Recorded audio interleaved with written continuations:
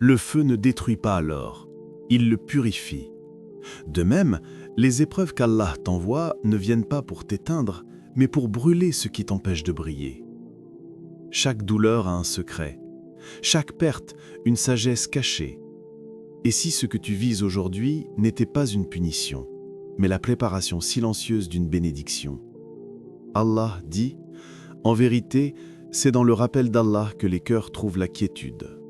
Sourate Ar-Ra'd 28.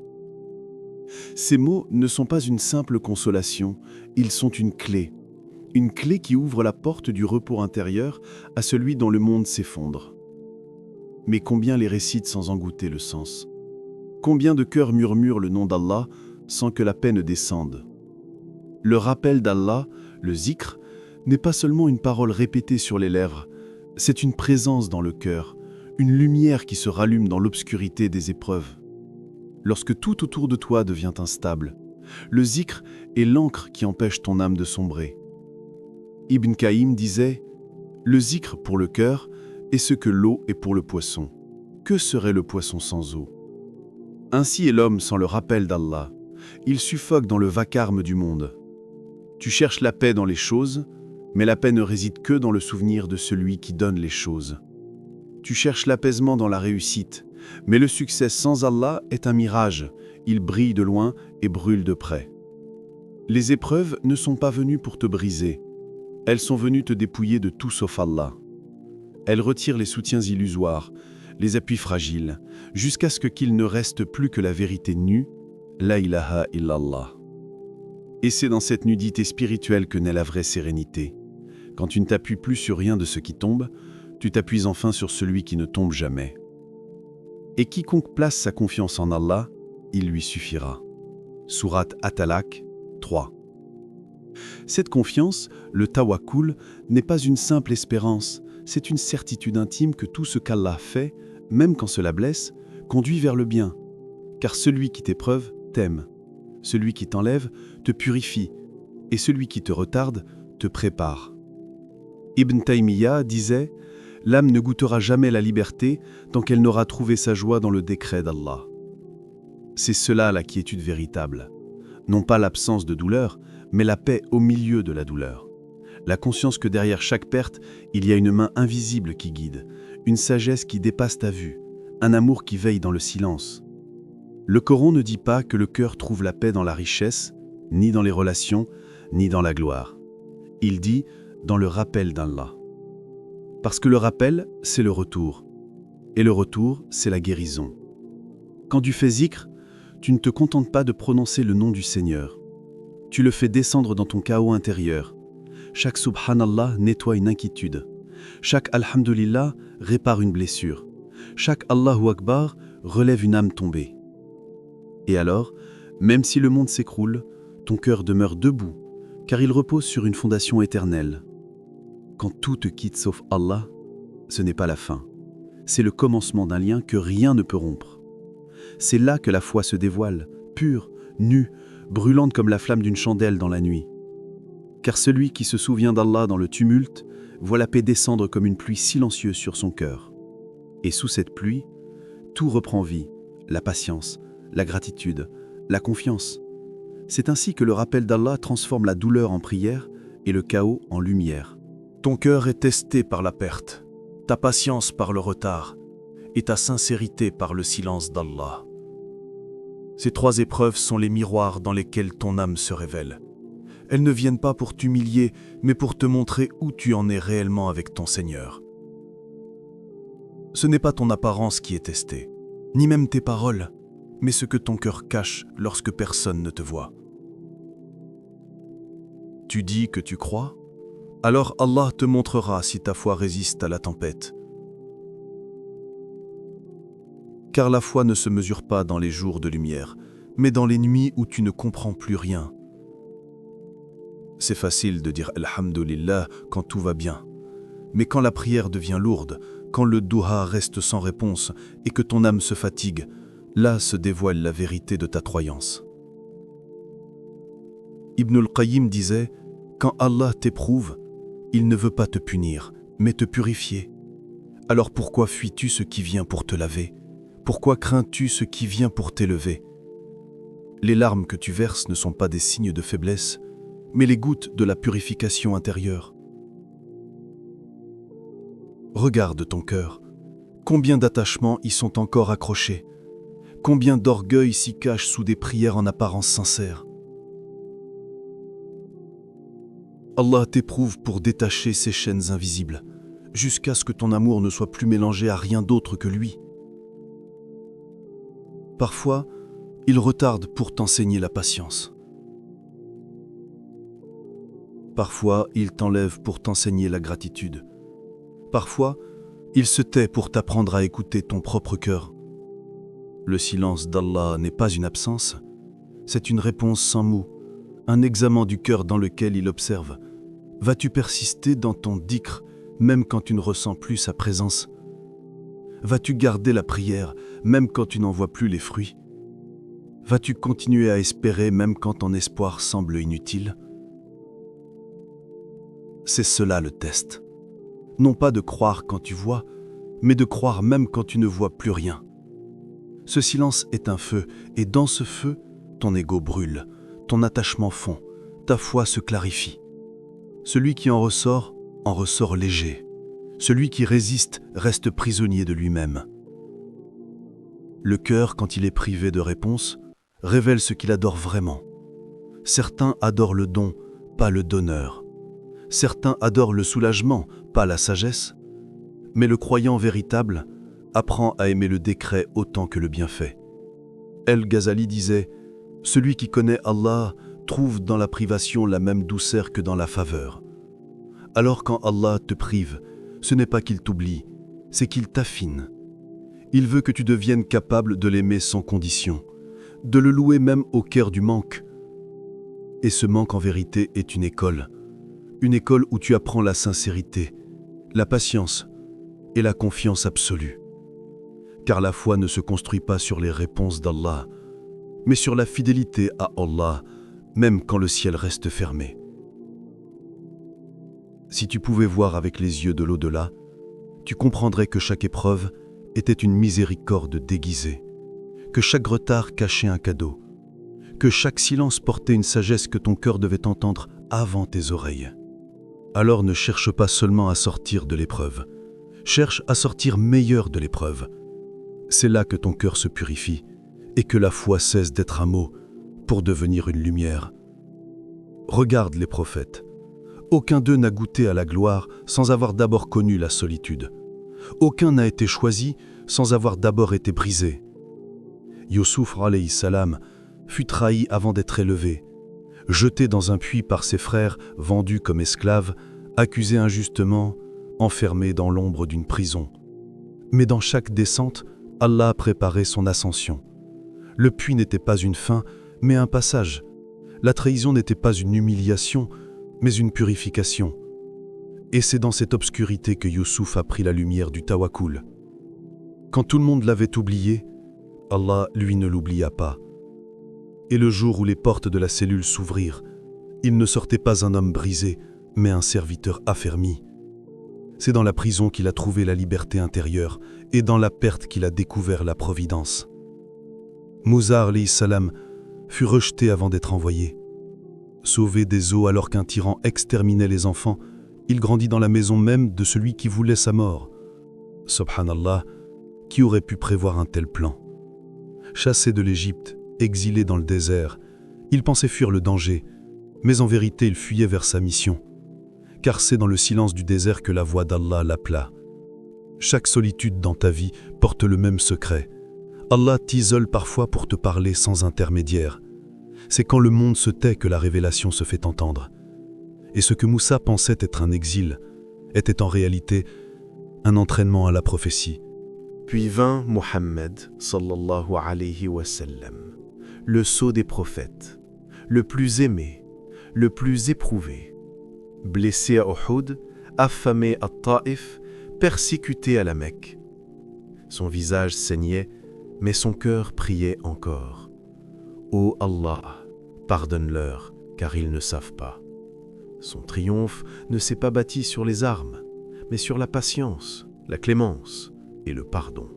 Et quand la Mecque fut conquise, il entra la tête inclinée, non pas comme un roi victorieux, mais comme un serviteur reconnaissant. Leur gloire n'est pas née du confort, mais de la soumission dans l'épreuve. Chaque prophète a appris à se maîtriser avant de diriger. Car comment guider les cœurs si le tien n'est pas dompté? Le prophète sallallahu alayhi wa sallam a dit « Le fort n'est pas celui qui terrasse les gens, mais celui qui se maîtrise lorsqu'il est en colère. » Sahih Bukhari et Muslim. Cette parole est la couronne des âmes disciplinées. Elle rappelle que la vraie puissance n'est pas dans la domination, mais dans la retenue. Les héros d'Allah ne sont pas ceux qui imposent, mais ceux qui supportent. Leur force ne vient pas de leurs bras, mais de la paix qu'ils conservent dans la tempête. Regarde encore les compagnons, radiyallahu anhum. Abu Bakr, doux et ferme, qui portait la foi du prophète comme un flambeau dans la nuit. Omar, fort comme le tonnerre, mais humble comme la pluie. Uthman, généreux jusqu'à l'effacement. Ali, courageux jusqu'à la lumière du martyr. Chacun d'eux a porté son lot d'épreuves, mais jamais ils ne se sont plaints du décret, car ils savaient que la douleur est le prix de l'élévation. Ils avaient compris que l'honneur n'est pas dans le trône, mais dans la prosternation. Leur héritage ne réside pas seulement dans leur victoire, mais dans leur endurance, leur patience, leur constance. Ils sont les témoins vivants que la foi ne protège pas de la souffrance, elle la transforme. Et toi, lorsque tu es blessé, rejeté, oublié, rappelle-toi qu'avant toi, les meilleurs ont traversé ces mêmes chemins. L'épreuve n'est pas le signe qu'Allah t'a abandonné, mais la preuve qu'il te façonne. Celui qu'Allah prépare, il le fait passer par le feu, non pour le consumer, mais pour en faire un phare. Et c'est ainsi que les prophètes, les justes et les véridiques ont brillé dans la nuit de leur époque. Car la blessure est le lieu où la lumière entre dans le cœur, et celui qui l'accepte devient à son tour un guide pour les autres. L'épreuve est un miroir. Elle ne vient pas pour te détruire, mais pour te révéler. Elle t'arrache les masques que la routine t'a fait porter et te renvoie le reflet nu de ton âme. Quand tu regardes ce miroir, ne détourne pas les yeux, car ce que tu y vois est la vérité de ton état devant Allah. Ce n'est pas l'épreuve qui te blesse, c'est ce qu'elle met en lumière en toi. Si tu vois la peur, purifie-toi par la prière, car la prière est l'abri du cœur tremblant. Elle transforme le vacarme de tes inquiétudes en un silence habité par la présence. Chaque prosternation dépose un poids invisible.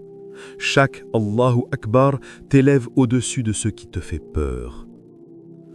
Si tu vois la colère, apaise-toi par le dhikr. Répète le nom d'Allah jusqu'à ce que ton feu intérieur devienne une flamme douce qui éclaire au lieu de brûler. Le dhikr est une pluie qui tombe sur les braises du cœur. Il ne supprime pas la colère, il la transforme en énergie maîtrisée, en force dirigée vers la patience. Et si tu vois la priorité, incline-toi devant ton rayab, car la prosternation est le remède du cœur hautain. Aucune arrogance ne survit quand le front touche la terre pour celui qui a tout créé. La poussière devient ton écriture d'humilité. Et dans cette poussière, tu redécouvres ta grandeur, celle d'un serviteur sincère. El-Ghazali disait « Le cœur ne devient limpide qu'après avoir goûté la douleur. » Oui, la douleur polit l'âme. Elle racle les impuretés. Elle efface les illusions. Elle creuse des sirons où la lumière pourra enfin couler. Sans elle, ton cœur resterait dur, opaque, incapable de ressentir la douceur du rappel. Le cœur purifié ne fuit plus l'épreuve, il la contemple. Il comprend que derrière chaque secousse se cache une main qui façonne, et plus le coup semble dur, plus la forme devient belle. Car Allah ne brise jamais sans reconstruire. Il ne retire jamais sans donner plus grand. Il ne fait pas souffrir pour t'éloigner, mais pour t'amener là où ton amour devient vrai. Regarde la terre après la pluie. Avant, Elle était dure, craquelée, sans vie. Mais après les larmes du ciel, elle refleurit. Ainsi est ton cœur. C'est dans ces fissures que naissent les jardins de la foi. La douleur, quand elle est vécue avec patience, devient lumière. Elle ne t'abaisse pas, elle t'approfondit. Chaque larme versée pour Allah est une graine d'éternité plantée dans ton âme. Et de cette graine, un jour, naîtra une paix que nul vent ne pourra déraciner. Ne cherche donc pas à fuir l'épreuve, cherche à en extraire la sagesse. Elle est le livre secret où Allah t'enseigne ce que les mots ne peuvent traduire. Et chaque page de ce livre est écrite avec l'encre de ton endurance et l'encre de tes prières. La douleur t'apprend la tendresse, la perte t'apprend la gratitude, l'attente t'apprend la confiance. Tout ce que tu vis te conduit vers lui, si seulement tu lis entre les lignes de ton destin. Il y a dans chaque battement de ton cœur un appel silencieux d'Allah. Reviens à moi. Et quand tu réponds, quand tu t'agenouilles dans la nuit, quand tu dis Alhamdulillah même les yeux mouillés, alors le miroir devient clair et tu vois enfin ce que tu étais venu chercher. Non pas la paix autour de toi, mais la paix en toi. Alors demande-toi, que restera-t-il de tes paroles au jour du jugement ? Tes discours, tes colères, tes ambitions, que pèseront-ils face au poids d'une seule intention sincère ? Que restera-t-il de ton image quand les masques tomberont, quand les yeux se tourneront vers la lumière et que chaque battement de ton cœur sera exposé devant celui qui connaît tout ? As-tu dompté ton ego ou est-ce lui qui te domine ? Tu le nourris chaque jour par la colère, la vanité, le regard des autres. Mais combien de fois l'as-tu affamé par la prière, par le silence, par la patience ? Ton ennemi le plus dangereux n'est pas à l'extérieur, il bat dans ta poitrine. Et celui qui n'a pas maîtrisé son nafs ne pourra jamais goûter la liberté. Le prophète sallallahu alayhi wa sallam a dit « Le vrai combattant est celui qui lutte contre son âme pour Allah. » Sahih Ahmad. Cette guerre-là n'a ni épée ni drapeau. C'est une bataille que personne ne voit, mais que les anges inscrivent à chaque seconde. Chaque fois que tu retiens une parole inutile, que tu pardonnes une offense, que tu détournes ton regard d'un péché, tu gagnes une victoire, invisible, que seul Allah connaît. Et pourtant, combien d'entre nous ont oublié le but ? Combien vivent comme si la mort n'était qu'une idée et non une certitude ? Chaque jour qui passe est une feuille arrachée du livre de ta vie. Et ce livre, un jour, sera lu à haute voix devant ton Seigneur. Allah dit « Quiconque place sa confiance en Allah, il lui suffira. » Surat al-Talaq 3. Cette promesse est un océan dans une seule phrase. Elle signifie « Ne crains pas de perdre ce que Allah t'a ordonné d'abandonner. Ne t'inquiète pas de ce que tu ne contrôles pas. Le monde entier peut te tourner le dos, mais si Allah te regarde avec miséricorde, alors tu n'as rien perdu. Sois de ceux qui marchent avec confiance, même quand le sol tremble sous leurs pas. De ceux qui prient, même quand leur cœur se brise, car ils savent que Allah entend les larmes avant les mots. Sois de ceux qui se relèvent encore et encore, parce qu'ils ont compris que tomber n'est pas échouer, mais refuser de se relever, oui.